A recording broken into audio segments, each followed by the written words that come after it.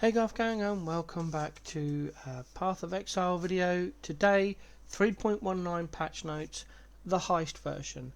Now, this may contain spoilers. If you haven't watched the reveal video and the Q&A, I suggest you go and watch those. Or if you just want to have the patch notes, there it is. It's live on the PoE forum now.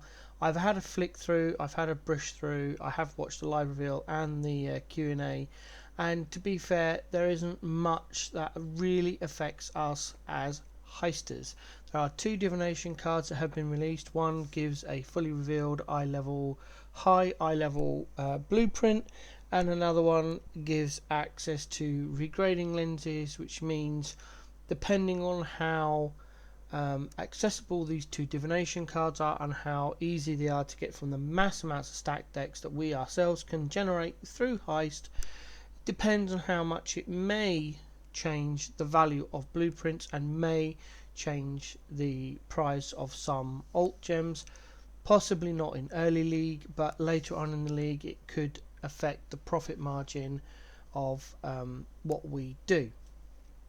Now, as to does it affect the popular builds that I have on my helpful Heists Google document? Yes, fundamentally so. As I'm scrolling through here, there's a couple of things. Divine Orbs and Exalted Orbs have changed. Sorry, hate it when people do that. I've done it myself again. The main thing is that a 6-link vendor recipe will now grant 20 orbs of fusing rather than Divine Orb. So when we get the 6 links that can drop, you're now going to be getting loads of fusing. So the price of fusings are also going to drop because there's so many people running strong boxes and they kick out corrupted 6 links like crazy. So if, like me, you would sell fusings in the first couple of days, again the price of fusings may drop. There's some changes here to do with uniques and fated uniques, and now we're down to the defense balance. Again, this doesn't affect us at all. I'm looking at this primarily from the most popular builds that I ran for Heist, which is mainly Ranger Ascendancies and usually Raiders or Pathfinders. So we have access to spell suppression without gear, specifically if you are a Raider, because you get 40% anyway. So again, this doesn't bother us. Arctic Armor doesn't bother us. Flesh and Stone, I'm going to play around with it to see if it can be useful to us, but I'm not sure. Defiance banner has changed, although it has dropped the amount of evasion. Sorry, wish I wouldn't do that. I wish it wouldn't do that, not that I would do it. The armor and evasion bonus it gives has dropped, but it does now give reduced crit chance, which we don't usually have access to. So it's going to be a filling around with the tree to see if it can fit in and does it worth fit in, etc, etc. It's going to be one of my priorities as soon as 3.19 goes live, is to play around with the heist builds and see for what I can get working. We'll go down through Ward and Grasping Mail and all that kind of stuff. Blind is there, Mom, Fortification, all the minion stuff. So if you're a minion player, you'll need to read that. Again, put Explosive Fire. None of this matters. Explosive Arrow, I've seen some content creators play with this and it looks really good. So that might be our Heist opportunity to play a EA hit build, which could be quite interesting. None of this bothers us at all. Trickster looks amazing, and I'm definitely going to be playing with a Trickster Ascendancy with a lot of POB theory crafting to see if Trickster can be a Heist Ascendancy. It's looking good from what they've gone through on the live reveal. I haven't read all of this because honestly, until I see it in POB and can actually theorycraft the build, it's pointless really. So yeah, it's going to be interesting. I love Trickster. It was my favourite Ascendancy before they nerfed it all those leagues ago, so definitely looking back to getting into the old Trickster Ascendancy, but we shall see how it turns out in the POB Theorycraft. Going down, Jug has changed, Chieftain has changed, Pathfinder has changed as well. Not sure how that's gonna really. I mean, 6% doesn't sound a great deal, but Magic Utility Flask having 20% increased effect, it sounds amazing.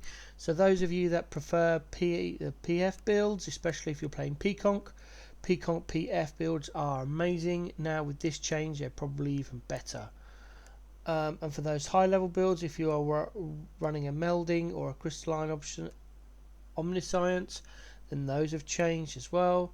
Shocker's gonna change. Brittle, this is the biggest thing, and it's going to affect everyone in that the 15% increased minor efficiency node has been removed.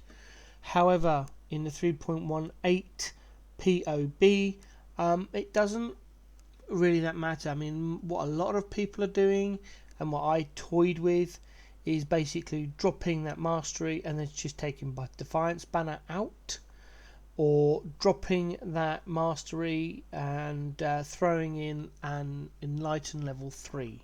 So again, once POBs, whichever comes first, whether POB updates first or whether 3.19 drops. I don't usually play PoE when it first goes live because it's just too late of the evening at this time of year for me. So what I might do is wait for 3.19 to drop and get in game and test some stuff out in standard on my 2 Heist builds. Look out for a video shortly after the league start goes live, and I hope to put out a video covering that. Alternatively, hopefully POB will be fully updated before it goes live, and I'll do some theory crafting and whack out POBs. Again, it depends which comes out quicker, whether 3.19 drops or whether POB gets updated. We're aware of the Flask to hit modifiers. This is a massive change. However, most of us play evasion builds in Heist, so being hit by an enemy is pointless anyway, because if you're playing evasion, you're not getting hit a lot. I personally prefer increased duration, and just hit them on the way out to go along with the Quicksilver and phasing skill. So I'm just running out and not worrying about it. And then it goes into other things, which again doesn't seem to affect us. Lightning damage, it's not one I usually worry about in Heist. For me personally, I'm usually playing TR. Totem / ballistas with caustic arrow, because it's just you drop your totems, you fire caustic arrow, mirror gyro kicks off, everything dies eventually. Elemental damage within Heist I've not really found a great use for, because so many mobs are either immune or have high resistance to it, whereas they don't have the same for chaos damage other than those rare mobs with Chaos Weaver. We've got some stuff here about the Stun Flask modifier again, and two-handed Wrecking Ball down near the duelist area, I think it is. Some trap stuff, Molten Shell buff effect, which is an enchant I recommend for the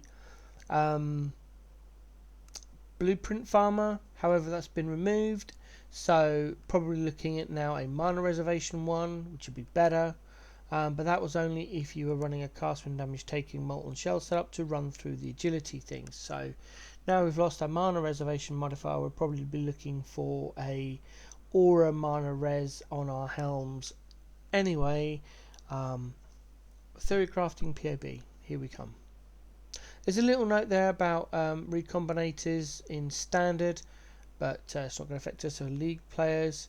And there's lots of changes here about monster changes and the div card changes, and then the Atlas. Now I know a lot of us don't actually hit the Atlas, we just spend our entire league in endless Heist. So again, not really effective. And again, mob changes, some quest changes about the new gems that have come out. So yeah, and some UI changes, and there's a website change there as well. And loads of bug fixes, which I haven't read all through because honestly, whatever. So yeah, that's the 3.19 Heist version. I hope you enjoyed this video. Stay tuned. I'll get some POBs and or builds out as soon as I can, and as soon as we have the information.